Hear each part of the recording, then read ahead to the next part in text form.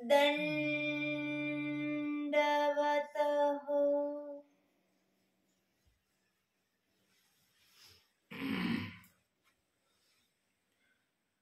भांडारीकरांच्या पूर्व सृष्टीच्या प्रमादामध्ये असं काय घडलं होतं की सर्वज्ञ श्री चक्रधर स्वामींनी तेवढंच म्हणावं आणि त्यांना त्याच्यातून उमटावं, प्रतीती यावी. तर भांडारीकार मागील फांकी जे स्वामी म्हटले तिथे तो अधिकार फळाला. फांकी का म्हटलं ना, मागा ज्ञानांत फाकला होता. पूर्वसृष्टीच्या मनुष्यदेही ज्ञान झाल्यावर तो फाकला होता. या रस्त्याने स्वामीने सांगितलं तर तो या रस्त्याने फाकला. म्हणजे कुठं फाकला तो? संसारात जायबावेशादी दोषांकडे, षडविध प्रमादाकडे फाकण्याचे अनेक रस्ते असतात. म्हणून फाकू नये माणसानं. आता त्या फाकाचा अर्थ झाला फारकत, आहे का नाही? ज्ञानांत फारकत घेतली. फारक शब्दाचा अर्थ काय? दोन वाटा, नवरा एकीकडं, बायको एकीकडं. तसं अष्टीपरीची फारकत झाली नाही पाहिजे, आहे का नाही? अष्टीपरी एकीकडं आणि मोक्षाचा साधक एका वाटेने चालतो देव कमवायला, होईल का ते? तसं ते विचार विमर्श करताय तुमच्याशी की ते फाकले होते बा. पण तरीही म्हणाले ओळखलं त्यांनी त्या फांकीमध्ये. म्हणजे काही विधी आचरत असताना विधीतला अविधी चुकवता नाही आला त्यांना, या अर्थाने ते फाकलेले आहेत. आणि असं होतं. व्रतींचे प्रमाद आणि धृतीचे प्रमाद हे वेगळेच आहेत साहित्यामध्ये. त्या विधीमध्ये वृत्ती धृतीच्या तरुणी आचाराच्या अधीन होत नाही, हे पाहावं लागत असतं. हा सूक्ष्म विचार आहे. म्हणजे कधी वाट फांकून गेली हे त्या आचरत्या पुरुषाला कळत सुद्धा नाही, कारण तो विधी अधीन होतो. स्वामीने सांगितलं कसं सूत्र आहे ते, विधी अधीन व्हायचं नाही, परमेश्वराधीन. कसं आहे वचन? एक विधी किंकर एक परमेश्वर किंकर. आपण विधी किंकराला व्हावे, परमेश्वर किंकरा व्हावे. हा, भांडारेकरांच्या त्या अखिल सृष्टीमध्ये ज्ञानांत ती विधी किंकरता त्यांना भोवलेली. परमेश्वर किंकर नाही झाले, मग तू विधी किंकर झालास ना, मग आता या सृष्टी तू परमेश्वर किंकर हो, चल तयार कर. इकडलं तिकडलं होण्यापेक्षा हे बरं आहे की, आहे की नाही? पण ते होऊ नये. विधीमध्ये वाट फाकून जातात आणि ती वाट कधी फाकली हे साधकाला कळत नाही.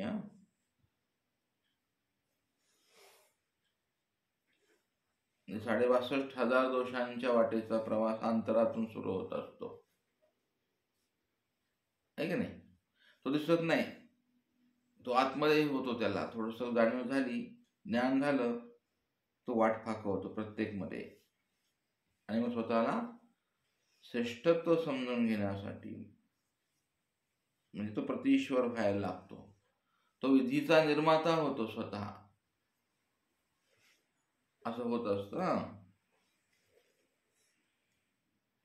तो प्रतिपन्न होत नाही विधीमध्ये. समान धर्मी जी प्रतिपन्नता आहे, असं सूत्र आहे का कुठं? समान धर्मी प्रतिपन्न. तर या सूत्राचा अर्थ तुम्ही टीकेकडे गेले की वेगळा होतो. आणि सूत्राला बोललं की समान धर्मी प्रतिपन्न. तुमच्या ठाई जो समान धर्म स्वामीने दिलेला आहे, बोधाचा, वेदाचा आणि तुमचा अधिकाराचा, त्यालाच प्रतिपन्न व्हा तुम्ही. मग ते असं गोंधळ होतो.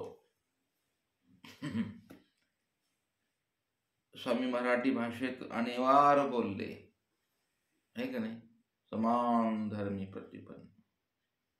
छान सूत्र आहे ना. ते सूत्र कळायला कितीतरी दिवस लागतात. साधं आहे, समान धर्मी. तसं मुक्त अवस्थेत सूत्रा चिंतन करा, मग काय तुम्हाला छान वाटतं. विनम्र व्हायचे, समर्पण करायचे. तर अशा प्रकारे भांडारेकरांच्या पूर्व आयुष्यामध्ये ह्या वाटा फाकलेल्या होत्या. पण तरी का ओळखलं आणि कसं ओळखलं? स्वामी माझा हेच माझे आहे. का ना उत्तमा भजना तव देखिला. त्यांना उत्तम पात्राच्या ठिकाणी भजन घडलेलं आहे. हे पाहता, एक भजन घडलं. दुसरं काय घडलं? उचित दास्या तव देखिला. उचित दास्य घडलेलं आहे चतुर्विध साधनाच्या ठिकाणी, परमार्गाच्या ठाई, गुरु सुहृदाच्या ठिकाणी उचित दास्य सांगितल्यावर नाही, ते अनुचित होतं मग पुन्हा, है ना. स्वामींची खावणी कशी आहे? उचित दास्याची. स्वामी म्हणजे तुम्हाला कायशेन स्फुरले. वटवास म्हणाले चक्रधरांच्या कृपेने, तुमचा कृपा.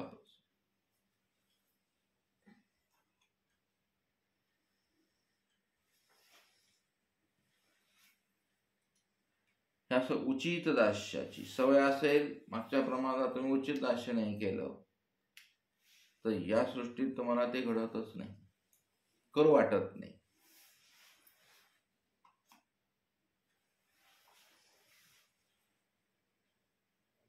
स्वामीने पूर्वीमध्ये काय सांगितलं?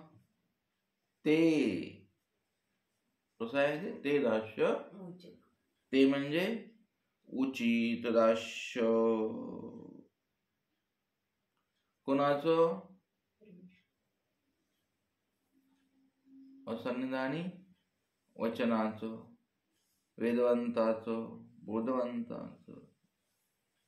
वासनी अनुसरला चर्यावंत, जो अडला त्याचं ते उचित दास्य म्हणजे. म्हणून ते शब्द आहे तिथे पूर्वीमध्ये, आहे की नाही. तर त्यांना ते दास्य उचित दास्यात घडलेलं आहे मागच्या प्रमादामध्ये. म्हणून आता देखिला दारात उभा असलेल्या परमेश्वराला देखिला, म्हणून त्यांना ते उमटलं. असं उमटत नसते, नाही तर सगळे वाईट विचार येतात. आला काय म्हणजे बायकोकडे बघतो काय, नजर आहे म्हणाले त्याची, घाला पडदा टाका म्हणाले. आता पडदा सारंग पंडितात कसं आहे ना. ते लय कळत असतं जीवाला. दोष कसा कळतो लय भयानक समजतं ते. का त्या अनुचित दास्याचा संस्कार इथे उमटत असतो. भटवासाने कसं पाठीमागून जाऊन बघितलं, म्हणाले स्वामी काय करतात इथे. हो हो हो हो हो हो असंच असं बाहेर स्वामींचे हे आहेत म्हणाले. बाहेर बाई बसली, आतमध्ये त्याची पोरगी असत. झाल हे कशा संस्कार आहेत. म्हणून त्यांना घडावं मडावं लागलं. कुणाला? भटवासांना. यांना 16 वर्ष घडावं लागलं, भटवासांना 8 वर्ष घडवलं. म्हणून ते उचित दास्य घडलेलं आहे. म्हणून आता तो देखील कळतंय ना बोललेलं, कळणे महत्वाचे आहे. आणि म्हणून स्नेहाचा ठाई मागच्या प्रमादामध्ये उचित स्फुरलेला आहे. तर स्नेहाचा ठाई. समग्र गोळावरती तुमचं स्नेह पाहिजे. हे माझ्या स्वामींचं साधन आहे, हे माझ्या स्वामींचं शास्त्र आहे, हा स्वामींचा मार्ग आहे. हे उचित स्नेह जर तुम्ही ठेवलं तर मग ते उचित स्फुरत असतं. स्नेहाचा ठाई बघा, ते उचित दास्य सांगितलं, इथे स्नेहाचा ठाई उचित स्फुरे. कितीही पाचवीसळात फिरला तरी हे कळायला इथं ठेवावं लागतं, आहे का नाही? हे उचित फार कठीण आहे कळायला.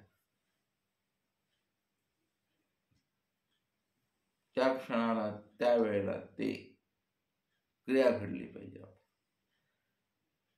म्हणून या क्षणाला त्यांना ते कळालं. मग तो पूर्वोत्तर क्षण पूर्वप्रमादातला दुर्लभ असतो. कळालं ते आहे म्हणाले, हेच माझे आप्त आहे. म्हणून ते म्हणतात, देखिला स्फुरलं आणि भांडारे काशी तात्काळी उचित क्रिया अवरदृश्याचा ठाई घडली होती. आता हे पुढं पुढं सरकलेलं आहे भांडारेकर. अशी क्रिया करता करता करता कुठं घडली ती क्रिया? तात्काळ उचित क्रिया अवरदृश्याचा ठाई घडली होती. अवरदृश्य म्हणजे श्री प्रभू बाबांसारखे, चक्रपाणी प्रभूंसारखे. पराच्छादनेचा अवरदृश्य, अवराच्छादनेचा परदृश्य. ते म्हणतात अवरदृश्याचा ठाई. आणि ती कशी घडलेली आहे? उचित क्रिया घडलेली आहे. त्या क्रियेचा स्वीकार केले. आणि मग ती क्रिया आता असं घेऊन आली. ती कुठं आली? उभय दृश्याचा ठाई 16 वर्षे सन्निधान घेऊन आली ती क्रिया.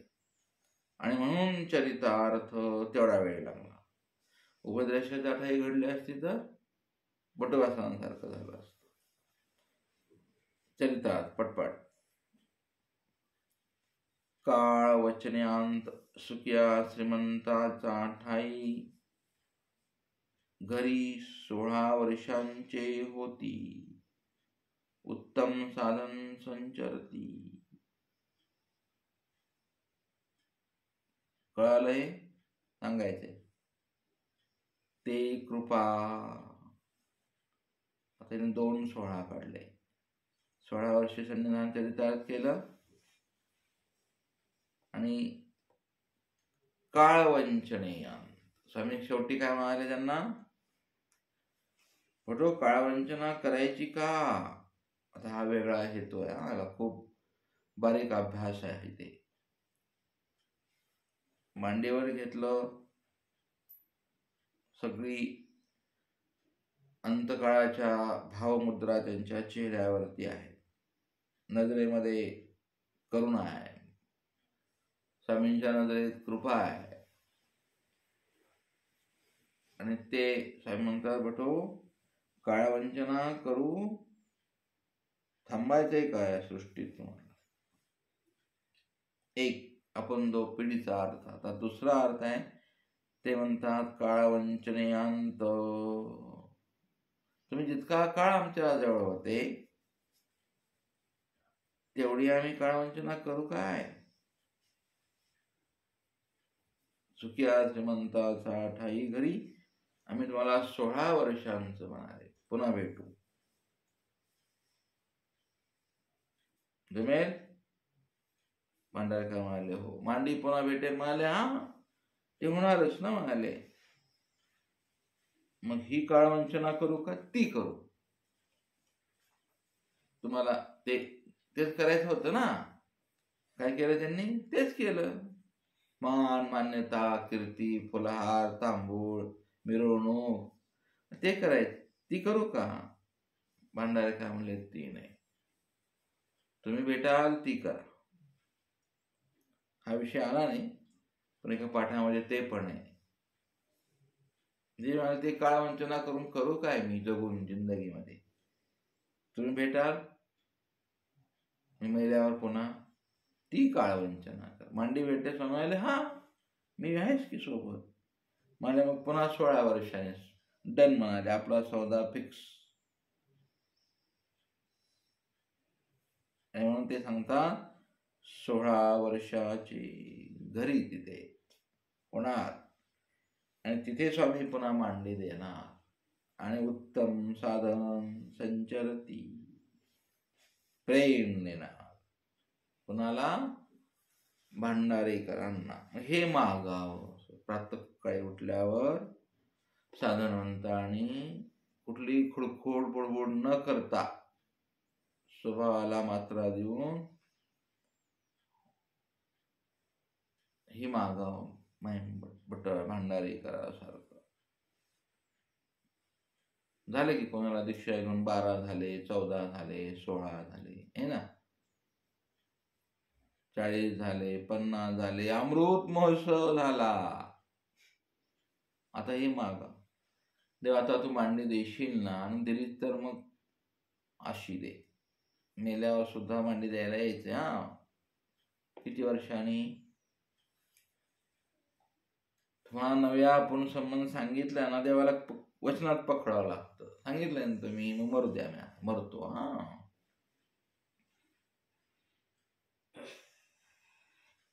भटवासांनी तेच केलं असेल ना लिंब्या.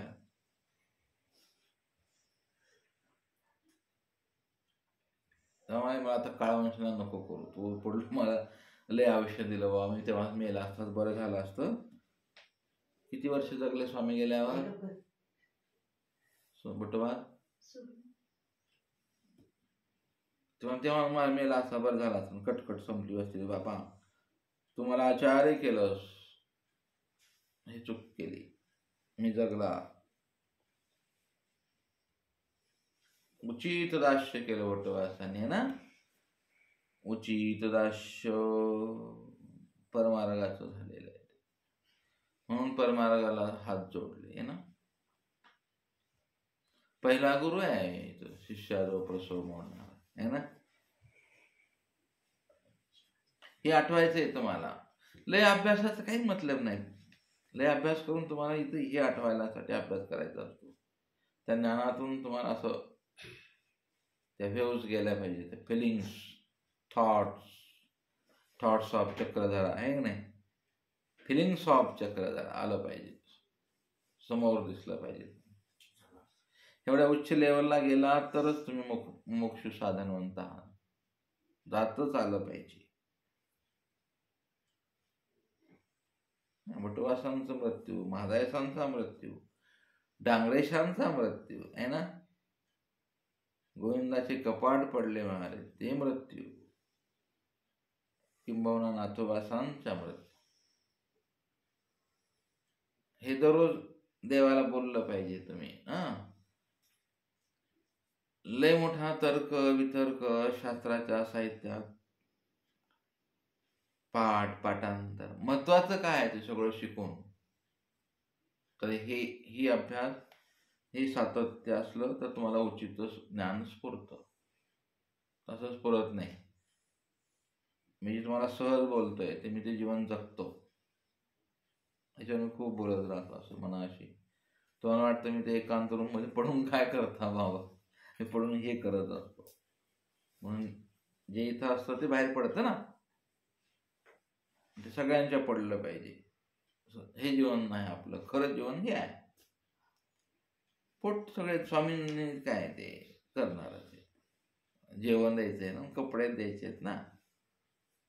काय फार मोठी गोष्ट नाही आहे. तू आचार कर की नको करू, ते देणारच आहेत. योगक्षेमम वहाम्यहम, मी ओझं वाहतो रे म्हणाले तुझं. तू काय बी कर ना,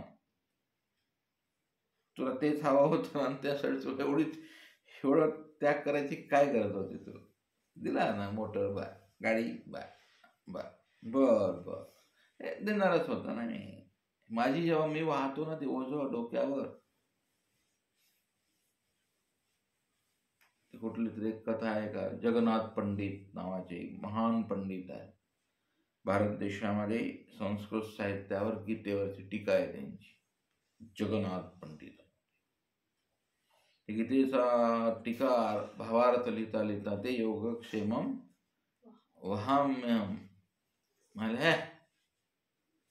हे व्यासांनी चुकीचं लिहिले. म्हणाले वहाम्यम नाही, मी ओझं वाहतो योगक्षेमासाठी, मी वहान करतो त्याचं योगक्षेम, चुकीचं आहे. मग त्यांनी लाल पेन घेतली आणि त्या श्लोकावर 5 रेषा ओढल्या आणि गंगेवर आंघोळीला गेले. जाताना पत्नी म्हणते, अहो घरात काहीच नाही आहे आपल्या, आज काहीच नाही आहे बरं. आता तो विद्वान माणूस, तो आपण पाणी पिऊन दिवस काढून बेटा. काल काय खाल्लं आपण? तांदूळ. म्हणजे तांदूळही संपले हो. मग हा एक विरोधाभास आहे. जिथे ज्ञान असतं तिथे हे नसतं, जिथे हे असतं तिथं ज्ञान नसतं. दारिद्र्यता असते ज्ञानाच्या घरी, भक्ताच्या घरी दारिद्र्यता असते. सुदामाची काही तक्रार आहे योगक्षेमासाठी? ह्याला संन्यास म्हणतो. तक्रार नाही काय. बायको म्हणाले, अहो तुम्हाला काही कळतं का? म्हणाले जाऊ दे आता, पाणी पिऊन राहू म्हणाल्या, दिल देव. गेले ते आंघोळीला गंगेवर, आचमन करून आहे ना, संध्यावंदन वगैरे काय असतं ते. इकडे तेवढ्यामध्ये एक मुलगा येतो डोक्यावर किराणा घेऊन, दार वाजवतो. ते म्हणते, बाई कोण आलं? तर डोक्यावरती ओझं किराणा सगळा, तांदूळ, साखर, गव्हाचं पीठ, गूळ, तूप. आई तुमच्या मालकाने पाठवलंय. मालकाने? हो म्हणे, तुमच्या घरात काहीच नाही म्हणले, ताबडतोब घेऊन जा मला सांगितले. म्हणे का रे बाळा, तुझ्या गालावर 5 बोट तर तुमच्याच मालकाने मारलंय म्हणाले मला. आता गेलं नाही का नदीवर, दुकानदाराच्या तिथं मी होतो उभा, मला म्हणे सामान नेऊन नाही तर ठोकीन तुला, मला मारलं म्हणाले. बाई मारलं असं म्हणाले, काय आता ठेवून घ्या म्हणाले बाई तुमचं सामान. चालला मी, ते गेलं निघून. हे आलं जगन्नाथ पंडित, दार वाजवलं, बायकून दार खोललं. म्हणाले, काय हो तुम्ही त्या लेकराला मारलं? तुम्हाला काय आहे का अकल बिकल? कोण लेकरू? अहो मला किती किराणा आणलाय बघा म्हणाले घरात आपल्या इथं. त्याने आणून गटुरं टेकवलं. असं मारत असता? नाही, मला कोण, मला काही माहीतच नाही म्हणाले ते. गालावर 5 बोट होते त्याच्या, लाल भडक. ते समजून गेले मला, मी त्या श्लोकावर 5 खुणा केल्या, वाम्यम. नाही तेच बरोबर आहे म्हणाले. मग येऊन त्या लाल रेषा फोडल्या आणि दंडवत केला कृष्णांना. म्हणाले तू ओझं वाहतो. तर हे ओझं वाहिलेलं आहे. बाबूशास्त्रींचं काय आहे ते ओझं? कसला आहे श्लोक ते प्रायश्चित्तामध्ये? मरणा मारुनी विजयी व्हावी, मरण हे माझे, मरणाचे ते कधी नसावे माझ्यावर ओझे. ओझे, मरणाचं ओझं माझ्यावर ठेवू नकोस भगवंता. माणूस राहायचं असतं कशासाठी? मरणासाठी. आता मरा तर चांगलं. म्हणून भांडारेकरांना जी काळवंचने आणत, मला मरायचंय आता तर मी मरतो, पण मला 16 वर्षांनी 12 वर्षांनी मला परत मांडी द्या. रे चाल ना समजलं, हो डन, आपली डील झाली. म्हणाले चल जाऊ दे, आता मला जीव उद्धारायला जायचे महाराष्ट्रात. आता अशा प्रकारे उत्तम साधन संचरलं, ते ईश्वरीची कृपा त्यांच्यावर झाली. आणि अशा प्रकारे भांडारेकरांच्या ह्या लीळेचा हेतू आपण इथे थोडासा थांबूया. आता काल आपण कालच्या लीळेमध्ये भांडारेकर स्वामींच्या सहवासात सन्निधानात निघाले. कसे कसे निघाले तुम्हाला पाठ असलं पाहिजे. भांडारेकर निघाले स्वामींच्या सोबत आणि इथे आपल्या माहितीसाठी म्हणून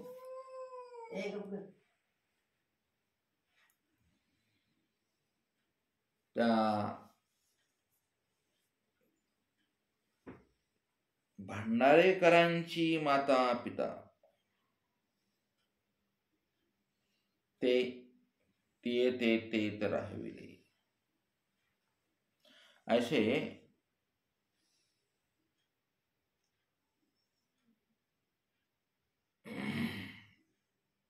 भांडारेकर आता सर्व परित्यजून गोसाव्याचा ठाई आता सर्व भावे अनुसरले.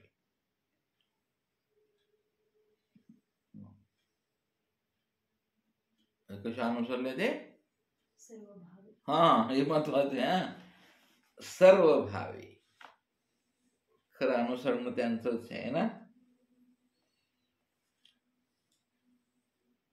मग भांडारेकरा दीक्षा दिली, भिक्षा विधी विहिला. आणि मग भांडारेकर विचारतात, जेजी जीवनमुक्त होण्यासाठी मी स्मरण कोणाचं करावं? मग गोसावी म्हणतात, श्री चक्रधरे तुम्हा स्मरणीय.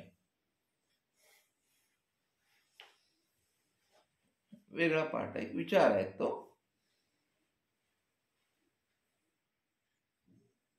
एथ व्यक्ता व्यक्ताभिमानात चक्रधरा या नामाचा व्यक्ताला आणि अव्यक्ताला अभिमान आहे.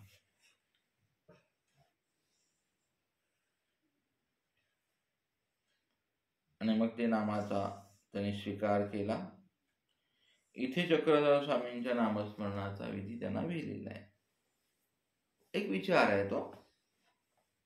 आपण श्री चांगदेवराव म्हणतो की नाही. आणि मग गोसाव्यांचे बर्वे सेवादास्य करू लागले. ते उचित सेवा करायचे. कोण? सांगून सेवा करणे त्यात काही विशेष महत्व नसतं.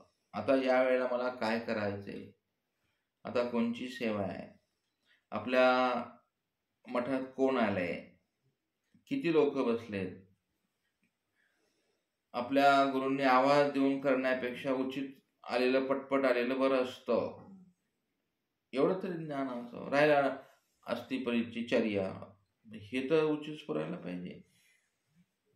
नाही तर बाबांनी असं केलं की तुम्ही कांदा आणून द्यायचा पचनदारातून.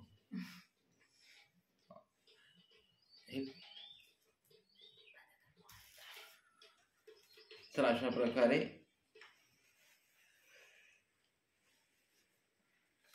भांडारेकरा गोसाव्यांचे 12 वर्षे सन्निधान. तो गोसावी म्हणितले तुम्हा विचारशास्त्र चरितार्थ करून उपदेशाधिकारी केले.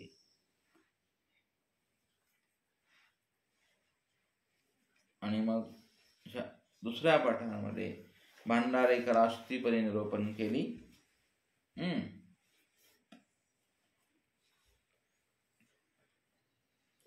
महद्वाक्य निरूपण केले. असे बरेचसे पाठ आपल्या ठिकाणी आहेत, है की नाही.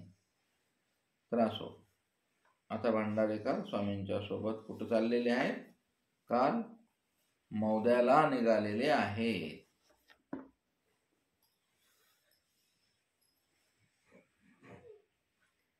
दंडवत हो.